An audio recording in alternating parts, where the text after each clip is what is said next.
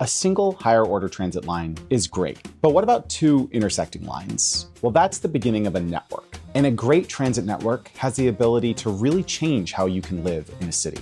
A few years ago, I visited Indianapolis to check out the Red Line, their first bus rapid transit line and part of a major transit expansion that they passed back in 2016. But the promise of the 2016 referendum was not a single line, it was a network, and that network is beginning to emerge. So now in 2026, the puzzle pieces are coming together. The Purple Line opened in late 2024, and the Blue Line is deep in construction. So I thought this would be a good time to pack my bags, make the trip out to Indianapolis to see what's going on and get an update on this emerging BRT network. We'll hear from an expert on the ground about how things are going and take a ride ourselves. So are they actually pulling this off?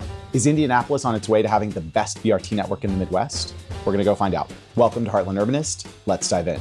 I'm Matt Caffrey, a dad and an organizer based in Columbus, Ohio. If you want to learn more about how Midwestern cities are reinventing themselves for people, not just cars, then subscribe to the channel. In this episode, we're headed back to Indianapolis. We're going to ride the new Purple Line bus rapid transit and look at all of the messy work to build the Blue Line BRT. To better understand what's happening in Indianapolis today, let's rewind a bit to 2016. Voters passed a bold referendum to fund 3 bus rapid transit lines across central Indiana. It was a huge victory, especially considering that the state legislature has tried to get in the way of this progress over and over and had actually prevented voters from approving a light rail system. The Red Line, which runs north-south throughout the city, opened in 2019. But then the real game changer came in 2024 when the Purple Line opened. The Purple Line is 15.2 miles long, connecting downtown Indianapolis to the city of Lawrence. While the buses and stations might get all of the attention, the project also poured tons of investment along the 38th Street corridor, completely rebuilding the streets and improving pedestrian and bike facilities along the way. And initial ridership data shows that the Purple Line has been a massive success. This investment is paying off. Since it opened, the Purple Line has consistently been the highest monthly ridership line in the entire IndyGo network, even surpassing the Red Line. So the Purple Line is off to a great start. But of course, the Blue Line is still in the messy construction phase. It will be the final piece of the 2016 referendum puzzle, and it will connect the east side through downtown and all the way to the airport in the west. It has survived multiple attempts by the state legislature to kill this project, and now it is deep in construction and scheduled for a 2028 opening. So, what does a network in the midst of a transition from a single line to a full network look like? How is it serving riders today? And what do the prospects look like for the future? My wife and I are packing up the kids and we're gonna head to Indianapolis to go find out for ourselves. On the ground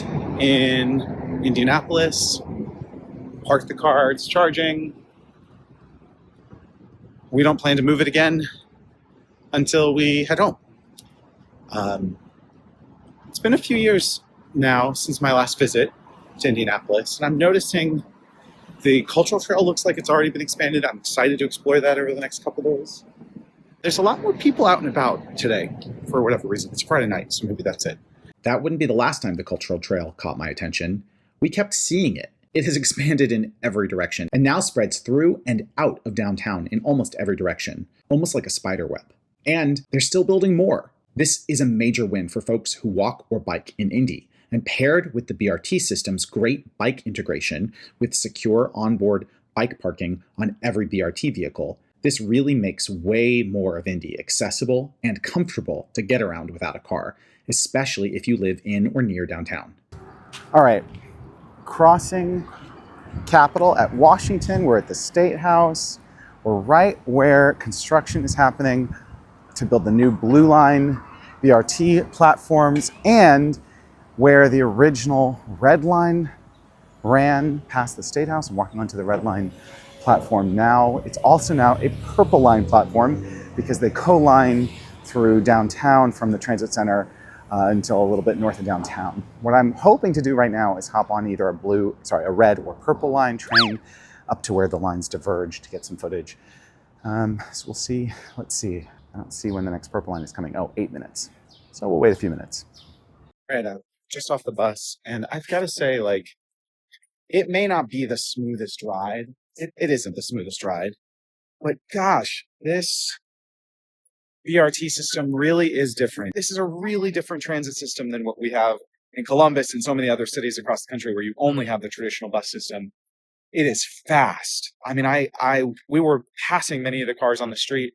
The stops are spread so that you actually get up to speed and stay there for a while. Like it really does transport you in a different way.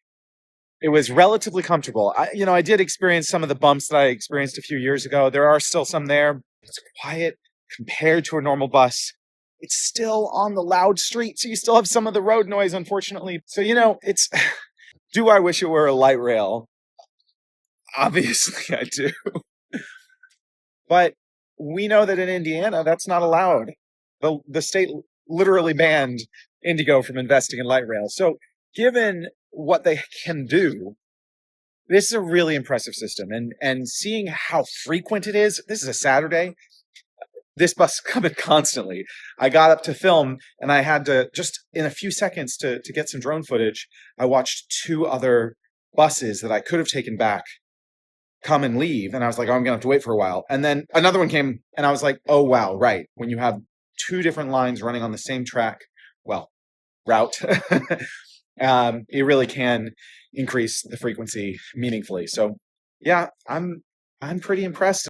I think these aerial shots really drive home why BRT is so different. This is East 38th Street, the main corridor for the new Purple Line. You can see the dedicated center running bus lanes, separating BRT vehicles from traffic, the dedicated stations, and the longer gaps between those stations that really lets the service fly. And you can see the impressive pedestrian improvements this line brought. More on that in a sec. I'm going to meet up with somebody from IndyGo, and we're going to ride the Purple Line from here at the State House all the way out to the end of the line in the suburbs. And along the way, we're going to talk about how things have been going. What's really cool is that we are talking with Kayla Bledsoe, who we actually interviewed during the first video on Indianapolis the channel did years ago. At the time, she was with Health by Design, which were the advocates we were talking to for that video.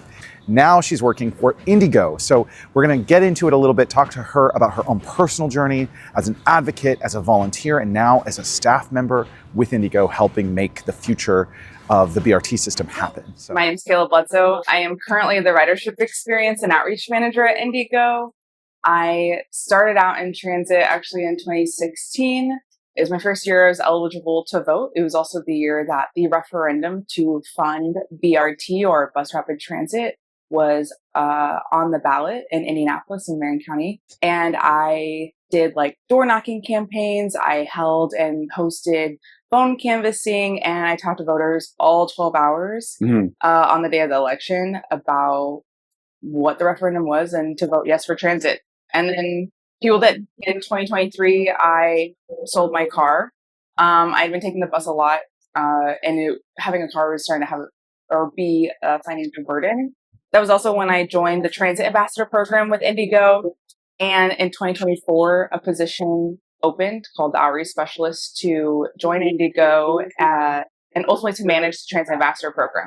When that opportunity came up, I applied. I was in the middle of actually moving out of Indy, but I just was like, I don't know, it just seemed like it was a dream job. And it was, and it is. And last year, my role changed a little bit to focus a bit more on ridership experience to ensure that service is meeting the needs of riders. When I started at IndyGo in 2024 full time, that was the same year that Purple Line launched. We're actually turning on to 38th Street now. So later we're going to see some of those impacts when we get past 38th and Park, which is the end of the combined red and purple network. With the Purple Line, we have now 25 new or upgraded traffic signals along 38th Street. We added or repaired 9.5 miles of sidewalk infrastructure, added 392 new curb ramps, 3 miles of multi-use paths. Because of all the pedestrian infrastructure improvements, I mean, look how beautiful that is. Yeah. That did not exist before Purple Line. That's awesome. And so people who need to roll or walk or whatever it is to their stop, it's now actually possible for them to even do that.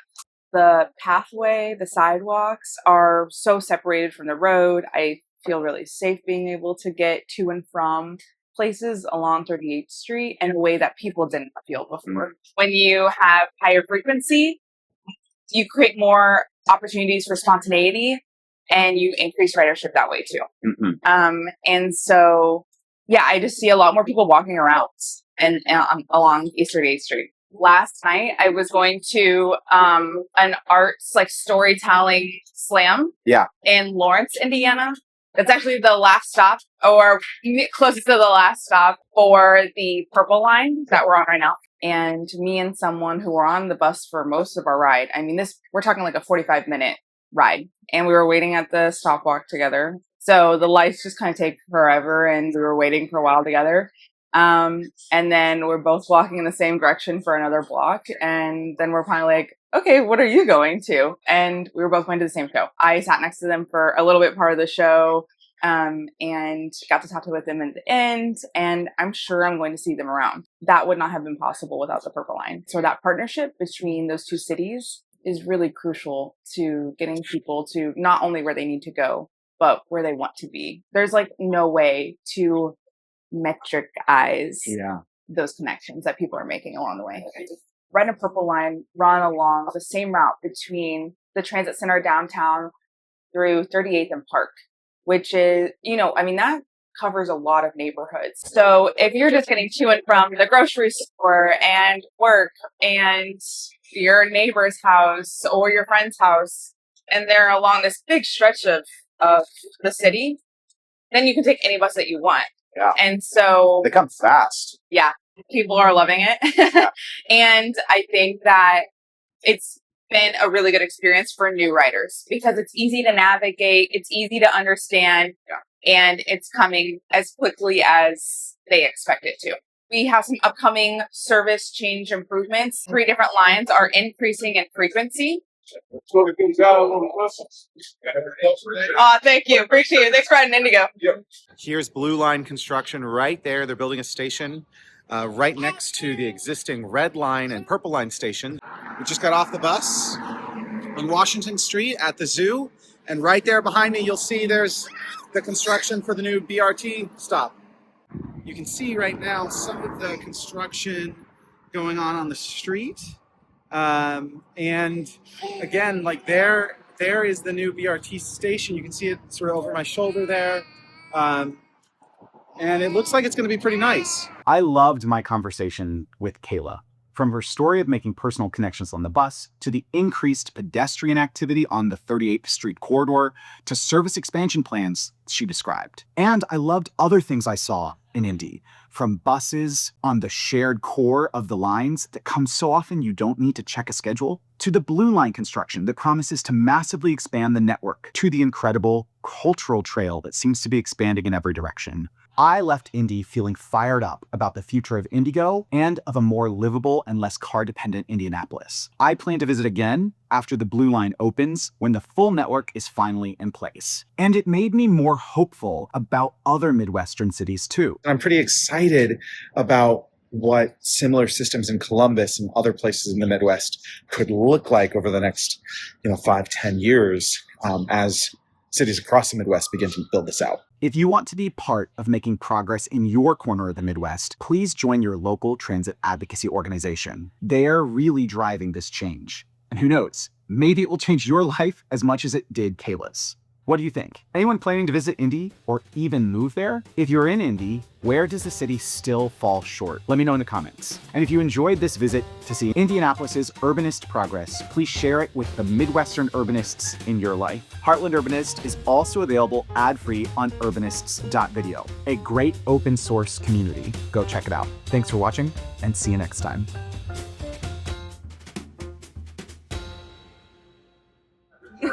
I love him. Have you guys heard it? Have you heard like a driver make this many announcements before? I know. He likes the radio. he likes to hear his voice.